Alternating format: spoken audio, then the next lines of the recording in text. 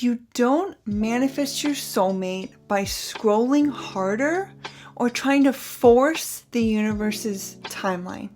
You do it by becoming the woman who love is drawn to effortlessly. So let's talk about how to do that step by step. Hi, and welcome to She Who Attracts. My name is Lindsay, and I'm here to help you step into your most magnetic, confident self to unlock your siren energy. So if that is something that you're interested in, hit that subscribe button and stick around. Okay, so manifesting your soulmate. First, we have to talk about your identity around love. This is something that is very close to my heart because this is something that I struggled with adamantly. I used to only attract emotionally unavailable men. And it wasn't until I did all of these things that I'm going to talk to you about in this video that I was actually able to manifest my soulmate, who I've been with for almost 3 years now. So when it comes to your identity around love, you have to ask yourself, do you truly believe that you can manifest the love that you've always wanted? Do you truly believe that that is meant for you? Is that in your identity? And when I say identity, I say main core beliefs, who you are as a person, what you identify with. Do you identify with romantic love? Do you identify with growing old with somebody? Do you identify with being in a healthy, loving, kind, mutual relationship? Do you chase? Do you feel good enough? Do you feel like love is fleeting? Do you feel like you keep love at arm's length? And I want you to be so honest with yourself here. There is no judgment. There is no wrong or bad. It just is. Because in order to change things, we have to understand the truth of what is actually going on. And so you could, like I was, be one of those people that is hopelessly romantic, believes in love absolutely, but deep down, did I truly believe that I could find something different? Did I truly believe and identify with being in a healthy, loving, mutual relationship? And the answer was no. Back then, I absolutely did not. Deep down, I did not feel good enough. And deep down, I was actually keeping love at arm's length. So with this first one, I want you to really dive into your identity around love. And then I want you to speak in your power and say, I am a woman who manifests aligned love that honors me. And this identity and love leads right into clearing those blocks that you have around love. So maybe you were one of those people that has only had bad relationships in the past. Like me, like I said, I only attracted emotionally unavailable men. Men that would never actually tell me how they felt. They were never vulnerable with me. They would never commit to me. It was a whole host of things. I was definitely the chaser, not the attractor. And I was constantly in this dynamic of chase, they would run. They would chase me, I would run. Constant dynamic. And it wasn't until I was very honest with myself, dove into my belief systems around love and around myself, that I was able to see this, that I was able to see that actually I was creating this. And these emotionally unavailable men that I was attracting actually were showing me that I was the one that was emotionally unavailable. I was not available to myself. I was not loving myself. I was not giving myself the love that I needed. And this showed up in my relationship dynamics. And I would say, oh, I have a type, right? Which is actually very interesting when you think about that, because is it actually what I wanted? No. Was I saying it was my type because that's the only thing I was attracted to? Yes. And the reason why I was attracted to that is because I didn't have to get vulnerable. I didn't have to sit there and have someone try to love me, right? That made me feel unsafe. That made me feel uncomfortable. And so this, with the men that were emotionally unavailable, the men that wouldn't show up for me, that was safer than the men that would actually show up for me. And so I want you to get really clear on, who have you dated previously? What are you attracting currently? What are your previous relationships? And what are your beliefs around love? Again, is it in your identity to truly believe that love is out there? To truly believe that the partner you've always wanted is there and is ready to love you? Do you truly, deeply believe that? So in these beliefs, are you holding on to past relationships? Are you holding on to previous wounds? And are you holding on to fantasies, right? Maybe you were holding on to a fantasy that someone is going to be absolutely 100% totally perfect, can do no wrong, is going to come on a white horse, save you, rescue you. And so you're keeping everybody that's not that at arm's length. This is so important that we know that we can have exactly what we want, but we also need to know that nobody is going to come save us. We need to save ourselves. We need to have the self-love, the validation, the good time with ourselves. And so anybody that comes in is an added bonus. Anybody that comes in a relationship is a beautiful teacher, here to help us grow and learn, not to be perfect. And so with these beliefs, you're also going to release old ties, energetically and emotionally.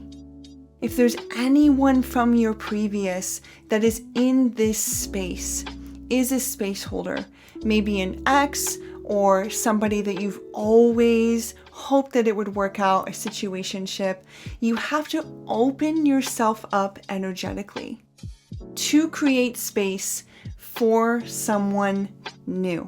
When that space is taken, when you have someone in that space energetically, that speaks. People can feel that. And also people can feel when you are 100% open and when you are 100% ready. That also speaks. And so just as I did, I want you to look at this shadow part of yourself, and I want you to ask yourself, what part of me feels like love is unsafe? What does that look like, right? Because if you are looking for your soulmate and you don't have your soulmate, which I'm assuming you don't because you are watching this video, there is a part of you that could feel that love is unsafe. And when you work with that part of you and you hug that part of you and you heal that part of you, that is when you open your heart and you open yourself up to have your soulmate skyrocket to you, which leads to being open and receptive. So instead of being in the masculine energy of, I have to go out and get love, you are going to be in the feminine, receiving, heart open, that says, how do I receive more love in my life? How can I embody love? How can I be love? How can love vibrate from me on every level, right? when it comes to manifesting, instead of thinking about what you want, you have to be what you want, right? You have to feel what you want. That is the key to manifesting. If you want more money, you have to feel abundant. If you want a new car, you have to feel what it would feel like to drive that car. And when you want love, you have to be love. And you have to feel what it would feel like to fully be loved. And if you're anything like me, when I was working with this, I would sit with myself and say, okay, what would it feel like to fully be loved? That was terrifying for me. I was like, oh my goodness, picturing somebody standing in front of me saying, I love you. I was like, oh, bolt for the hills, right? And I was like, oh my goodness, I really need to work with this part of myself. And as soon as I did, as soon as I recognized that, I was able to sit in that feeling longer and longer. And then I was able to manifest a beautiful love, one that I've always wanted. And I was able to open up to actually receiving that love. And so when he says, I love you, I can receive it fully. I can bask in that beautiful, beautiful energy instead of being afraid of it and wanting to turn away from it. And so in opening your heart and receiving, you're in your feminine energy, not your masculine energy, which looks like going after love, looking for love, trying to get love. You are actually working on how to be love. And you are also trusting the timing instead of forcing the universe to work for you now. You are love. You are magnetizing love to you, and you are also trusting when it comes to you, the timing of it. I had an exact experience like this. I worked so hard to switch my identity around, open my heart, work with my shadow on love. And I would actually go to almost every single coffee shop here where I live. And I would work on my laptop and I'm like, okay, I gotta make myself be out there, you know? He's not gonna come knock on my door. I have to go out there. And of course, working for myself, I didn't have a job or, you know, any place to go really during the day. And so I thought, ooh, I'm gonna go work at a coffee shop. And so I would do that. And I did that for a year and a half and nothing. And I thought, wow, oh my goodness, I guess I have more work to do. But actually, what's very interesting about this is that my love had not moved here yet. He moved here from California. He had not moved here yet. And when he did move here, I met him within 3 months of him moving here. And so that's the timing. That's the trust. That's what I'm talking about. When you trust the timing and trust that you don't know what's going on, right? You could think that it's all about you, that you need to work on yourself a little bit more.